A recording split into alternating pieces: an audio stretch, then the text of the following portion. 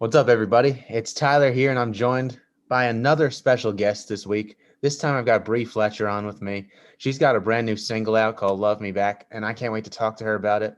We've got a couple other fun topics we're going to talk about, but first, let's start off with the single. BRI, congrats on just putting the single out there. It's a great song. You wrote it with one of your good friends, and just thank you so much for joining me here today. Yes, thank you. I'm so excited that you guys are liking Love Me Back, and I had the most fun making that song. So glad you guys are listening to it.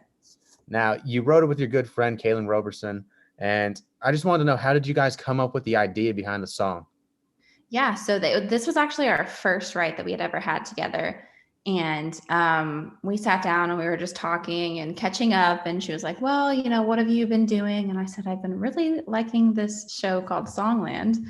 And we were talking back and forth about like all the feedback that the judges were giving, and they said that they really love a chorus that surprises you, like it's the opposite of what you would expect. And I said, well, I've had this title in my notes forever called Love Me Back. What if we did a little surprise chorus and wrote it from the perspective of I wish you didn't love me back? And then it just started rolling.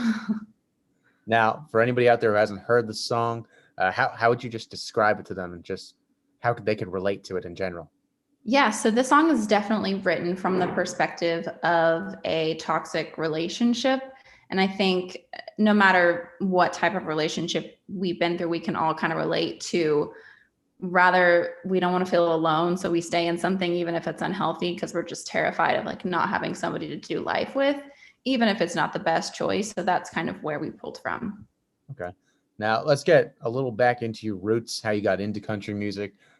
So, just going back to earlier in your life, how did you realize that you wanted to be a country singer? How did you get into the genre overall? Yeah, so I grew up in Texas, so I've pretty much always been listening to country music.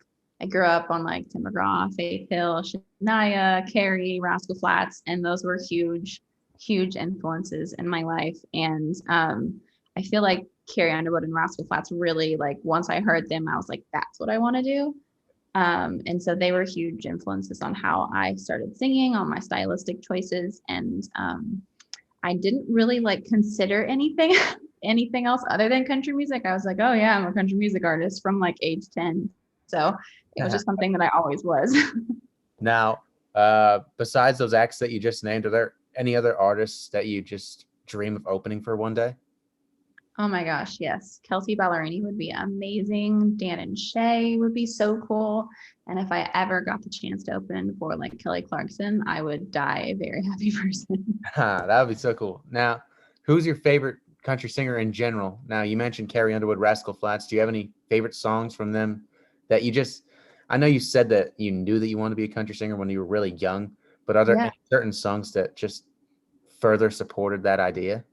Yes, I mean, like back in the day, I loved like Before He Cheats from Carrie, and the song I will like always sing is Stand by Rascal Flatts. I just like it gets me motivated. But her new stuff, like Backsliding's really good. I've just, yeah, I've literally followed everything that they've done, and in my eyes, they can do no wrong. No, not at all. I mean, I saw Rascal Flatts last year. Well, 2 years ago. I kind of forgot the last year Yeah, exists. we don't count last. No, 2019, I saw Rascal Flatts. They're great. They're Yeah, they're just so amazing. good. Yeah. Now, just in general, how would you describe your country style to everybody listening to this interview out there? Yeah, it's definitely, you can hear all the inflections of country music in my voice, and it's definitely more new age country, a little bit of a pop influence in there.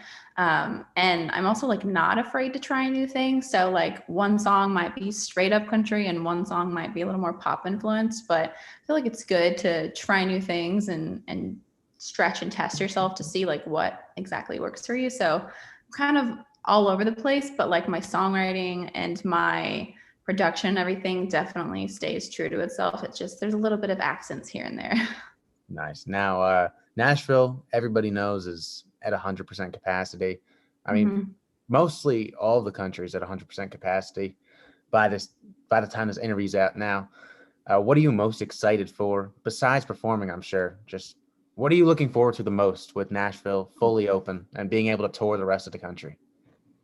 I mean, I'm very excited that Music City's back to being Music City. I feel like that is what makes Nashville Nashville, and that's why a lot of people moved here. And without it, it was very hard and very sad. But I'm also really excited to get back to traveling because a lot of people don't know this about me because right like before I moved to Nashville, all this happened. But like I love traveling, and usually I try to go somewhere like once a month just to get the travel bug out of my system. So I'm super excited to be able to travel.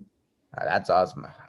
I can't remember the last time I traveled. A lot of everybody out there watching this, majority of you probably feel the same way. We're just all excited to get back out into the real world. We're ready to live. Yeah, tired of sitting cooped up at home. Yeah. But now, do you have any favorite venues to play in Nashville?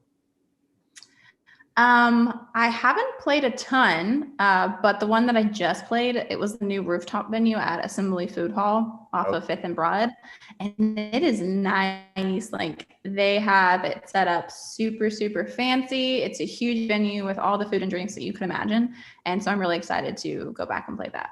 that's really cool. I've heard a lot of people have played there lately. It's just a great venue. Starting Yeah. up there. It's brand new. It's super nice, and literally you can. There's always good people playing there, so it's fun. Yeah, there's so many cool places down there, especially on Broadway. Uh, Now, since you just put the new single out, do you have any other music planned for the rest of 2021? Yeah, I have another song that I can't wait to release. It's definitely one that I'm super excited and super proud about. I feel like Love Me Back and the next song are like the most me songs that I've ever put out. So I'm really excited to, now that I've found my little like happy medium, to keep that going. That's awesome. Now, before we go, I thought we'd talk about performing a little bit. I know we just talked about the venues in Nashville.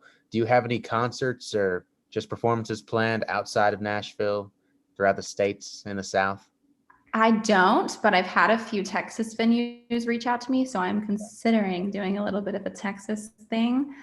So hopefully I can get that scheduled in the next like month or two and go play some shows there.